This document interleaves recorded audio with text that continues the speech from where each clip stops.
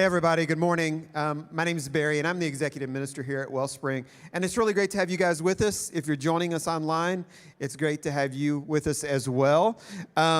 We appreciate the time you've taken to be with us today, and we certainly appreciate it a lot. This event is primarily for you guys. It's an opportunity for you to get to know a little bit more about us, to understand what we're about as a church. It's a chance for you to kind of get to know maybe one another. You know, you're not in this alone. I mean, the last couple we've done like this, we've had really great attendance. So everybody who has come to WellSpring gets an opportunity to do like first date or life track, and that's an option for you as well. So we're just glad you're with us. But it's also a chance to ask questions about the church and to kind of meet the staff as well. So we're glad you're with us. A couple of details for those of you in the room with babies through fifth graders. If they're in a class right now, they can stay checked into children's ministry. If you turn around and look at Maddie, there's Maddie in the back. Pass their names along to Maddie, if you don't mind, and she'll make sure that they're well taken care of. So like the teachers aren't going, well, where's that parent who's supposed to pick up? That's why Maddie, it'd be great to know. So let Maddie know if you have any names in kids' birth through fifth graders. Also, if you have kids in grades 6 through 12, they're being redirected back here to the auditorium. And so they'll be joining you here in a second. All right? I think, Scott, do you want me to talk about the questions or the cards? Yeah. Right. One card, you've received two cards. One card is to write your name on, and then the other card is for a question, your name and email address. The other card is for any questions you have about the church.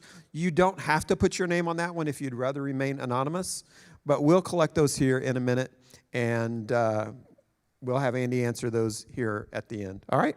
Andy, I'm going to turn it over to you. Okay.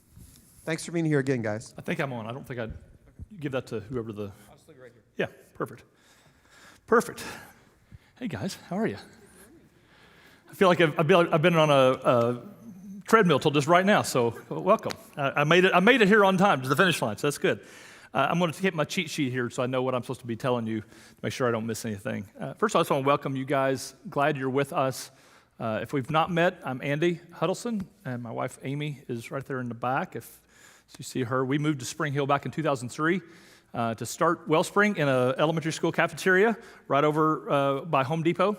And so for 10 years we were there, and we always say that church smelled like tater tots and hard metal chairs for 10 years. So that was okay because the church wasn't about any of this. The church was about people, and the church was about following God.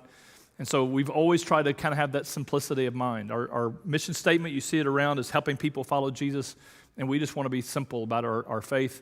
We have people from lots of different church backgrounds and lots of people with no church background, lots of doubters in our group to hit the theme for today. So if that's any of that's you, I hope you feel welcome and feel free to make yourself known by people. Really, there's two things that you need in a church. You need to feel known, and that part's only you can do, and you need to feel needed, and we need you. We would love to incorporate you into the things that are happening here to make a great impact on the people in Spring Hill. So let us know how to help you with those things, okay?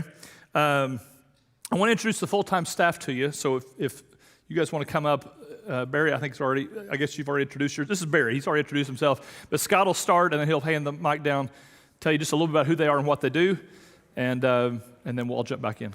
Hi, I'm Scott. Oh, no. We need you if you can help us with... No, I'm just teasing. I can talk loud for Scott. It's switched on now. I'm Scott Hancock. I'm the Connections Minister. So I work with Life Track and Life Groups. Yeah, and sorry. This way. All right, now I'm in the camera maybe. We're the worst. I work with Life Track, Life Groups, and just church website communications type things. I'll stand in the middle where they want us, I guess. I'm Cam McLaughlin. If I haven't met you yet, I'd love to meet you guys. I do the children's ministry here. I do the babies, which are so cute and awesome. They cry, yeah.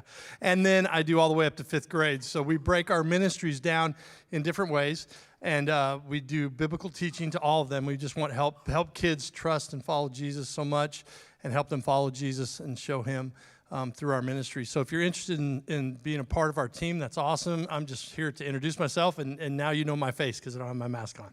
Who's next? Rob. Hi, everybody. My name is Rob. I am the worship arts minister here at WellSpring, which means a lot of what I do you'll see happen on Sunday morning on stage. I'll often be leading those teams or leading the musicians that make up those teams. The other area that I oversee but have a lot of help in is our audio visual. And so you'll see behind you, you can see what we're on camera right now, all the screens that are in here, the slides that go on screen, the recording. Really, most of the install of this room has been a lot of that team. And so if you have any questions, anything that I can help with, I would love to help you as best I can. But now you know me. Get ready. Ta-da. It's so good to breathe air. I'm Keith Budemeyer. I am on staff. I'm in my 10th year here. I currently am serving as the Minister of Care and Missions. That's right. I get to oversee our missions and what we're doing to expand and make sure that our support of missions is going to places that are really sound and secure in what they're doing, what they're accomplishing, what they're teaching, how responsible they are with their funds, and that they're reaching out to the different parts of the world. We're very conscientious about the things that we do locally, and we're starting to expand that into an international level. So that's a big part of mine. I'm in pastoral care, so if somebody's having an emergency, if somebody, maybe a medical issue, just really hurting, I tend to be on the front lines of that, which is really nice.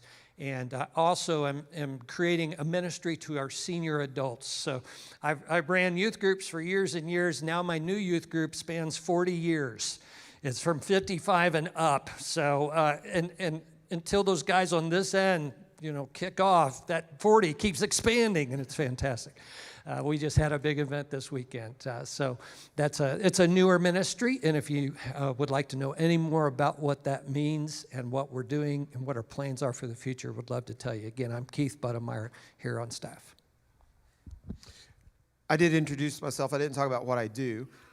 One of the things that I have an opportunity to do is support the staff in any way I can. As the executive minister, a lot of the staff, the ministry staff, some of them report to me, but like for finances, we have a team of people who work in that together, and so I'm part of that as well. So a lot of those things are kind of things that filter through me, a lot of admin stuff. I do also want to say this. We have a fantastic support staff. Probably total, I can't remember because we fluctuate a little bit, but I think we have 18 or 19 staff members, probably 7 are full-time, and then we have 10 or 11 people who are helping us out part-time in one way or another or whatever. So we're really blessed with a great staff. I also want to let you know that there's one person who isn't here today. That's Melissa Cook. Melissa Cook is our next gen minister, and she oversees children and student ministries. And so we appreciate Melissa as well. She's just not feeling well. She's got some issues going on with her eye. So that's it. I don't need that. You got this.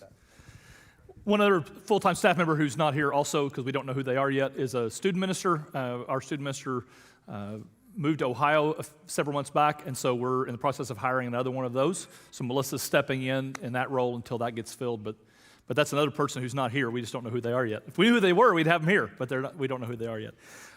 So I'm under a little bit of a time gun, so let me just let you guys know what's happening. In 5 minutes, the live stream kicks off. So Scott, is there any live stream questions that are coming in? If so, I want to make sure I get those, or Heather, quickly.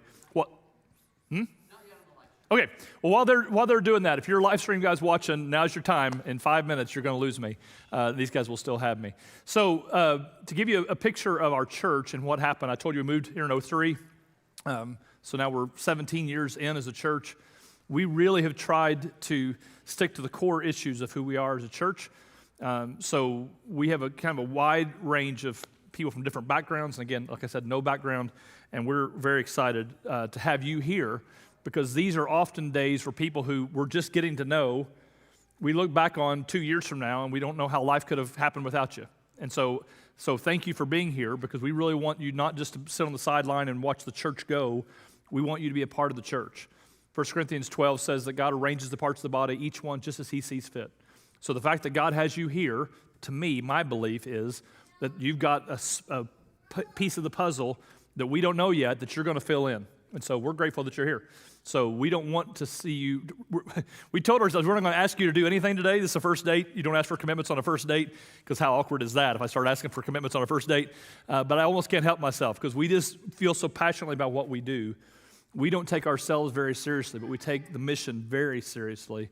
And your ability to be part of that is really important to me. So let us know how we can help you find a spot and click in and all those kind of things when and if you're ready to do that.